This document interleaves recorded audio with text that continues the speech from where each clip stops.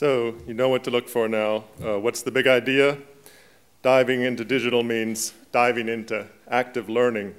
So let's start with imagining or reimagining nonfiction book publishing.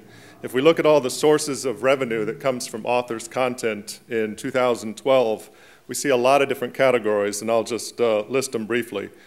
Books, workshops, seminars, consulting, speaking engagements, conferences, assessments, games, audio, ebooks, enhanced ebooks, video training, audio, and authors will probably have other lists as well. But all of those are different sources of revenue. And the biggest ones for nonfiction publishers and nonfiction authors, not surprisingly, are not books, but consulting and speaking engagement and workshops and seminars. Many times the books are almost just business cards as introductions to those other sources of revenue. So if now we fast forward to 2020, you can see a lot of slices of the pie are getting bigger, and indeed the whole pie is getting bigger.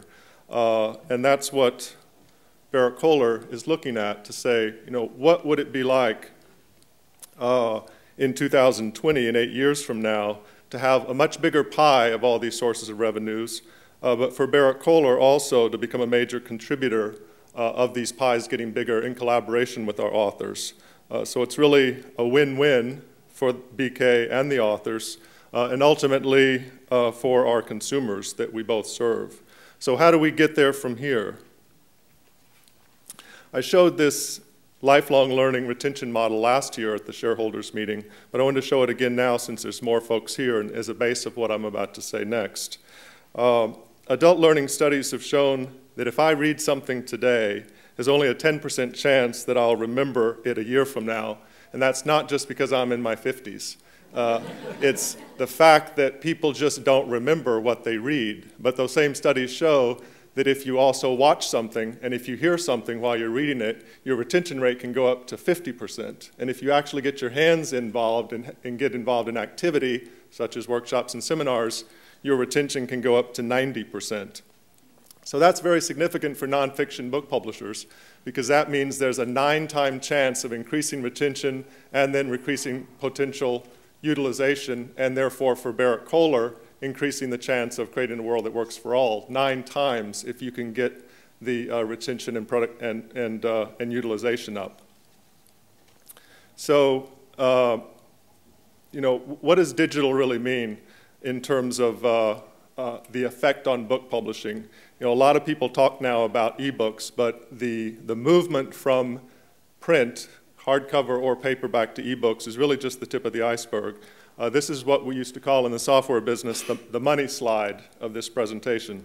I showed this to our Apple colleagues, one of whom is going to come tonight to the celebration, when I was down in Cupertino a couple of months ago, and he said, yes, this is exactly their strategy. So this is not a pipe dream. You know, very big companies with technology are following this. And basically it says on the road from passive learning, reading only, to active learning, which involves much more doing, there's a lot of different pieces. And those pieces can be products or they can be aids, digital aids to sell products. And just to list them briefly, in the lower left-hand corner, you've got the traditional hardcover and paperback, but then you've got text-only ebooks, database content, digital chapters, customer videos, audiobooks, author videos, interactive book movies, enhanced ebooks, wiki cloud books, apps, services directory, which I'll talk a little bit more about later, online training, simulations, games, self-assessments, and our online community. As you're moving up that curve, you're getting more and more toward active learning. So what I want to talk about briefly is just a couple of video-related. Customer video first, and then our enhanced ebooks. This is a woman known as Naptural85 on YouTube. She's a college student who is smitten with networking for people who hate networking. She's an introvert, but she says very clearly in this 3-minute video, understand me, understand me. She says she's given this to 3 family members as well as friends so that they will understand her as an introvert better. And this particular YouTube video has been seen 20,000 times. So think Amazon reviews and now think the video version of it, which in many cases can be very much more compelling. So what we're going to do as part of our 20th anniversary celebration throughout the year is collect these customer testimonial videos and put them in a big collage that we'll show on our websites this fall. So as you as authors, if you have any video from authors that, from customers that you think are great testimonials, please send them to us. So lastly, I'm going to talk about enhanced ebooks. And we've got 3 so far and 2 more coming this year, the 3 we have so far. So these are basically ebooks that would be in the format on an iPad or a Nook. So it'll look something like this.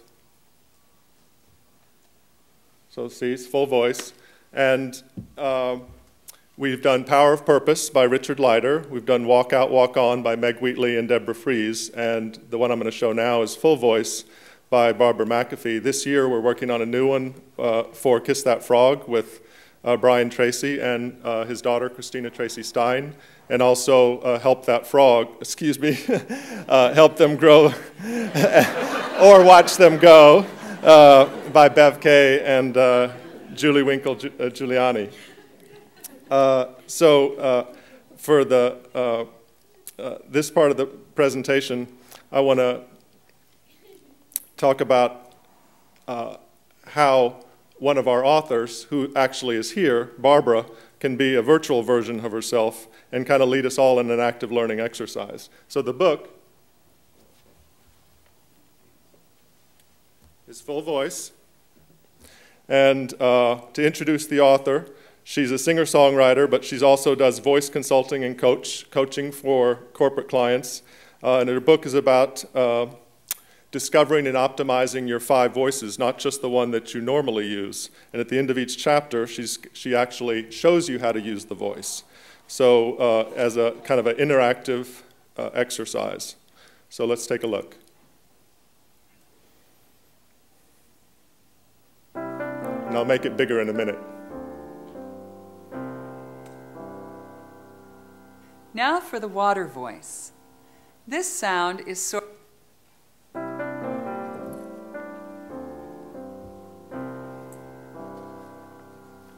Now for the water voice. This sound is sourced in the heart and throat area, and it's an empathetic sound. Aww. Try that. Aww.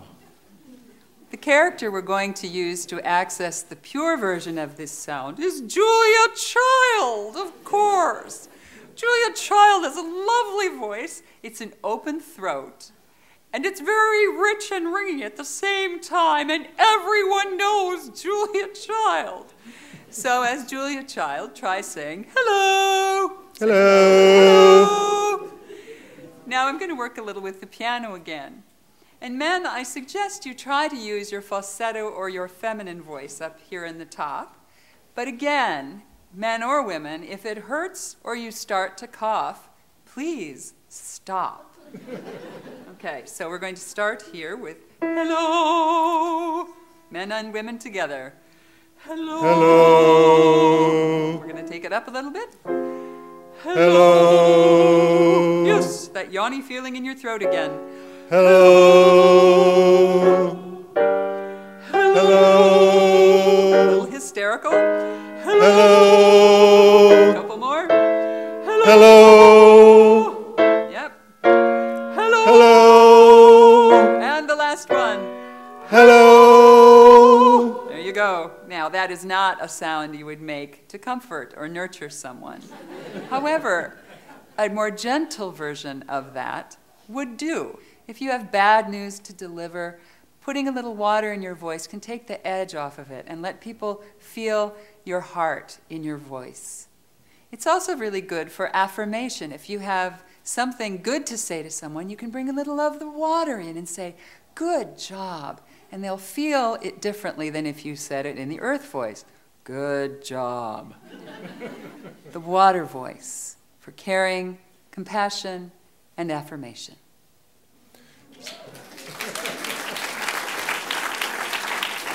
Thank Barbara and the director back there for that. So you get the idea, no matter how well she describes voice and the use of voice in the book, in text with words, and even gives you examples of famous people using the 5 different voices, it's just not the same, and it's not a substitute for hearing her at the end of each chapter, showing you and hearing her voice and letting you actually practice it. So the customers have actually spoken that, yes, that's true, because for everyone who has looked on the Apple iBookstore and sees the text version and sees the enhanced version, even though the enhanced version costs $4 more, it's outselling the text version 4 to 1.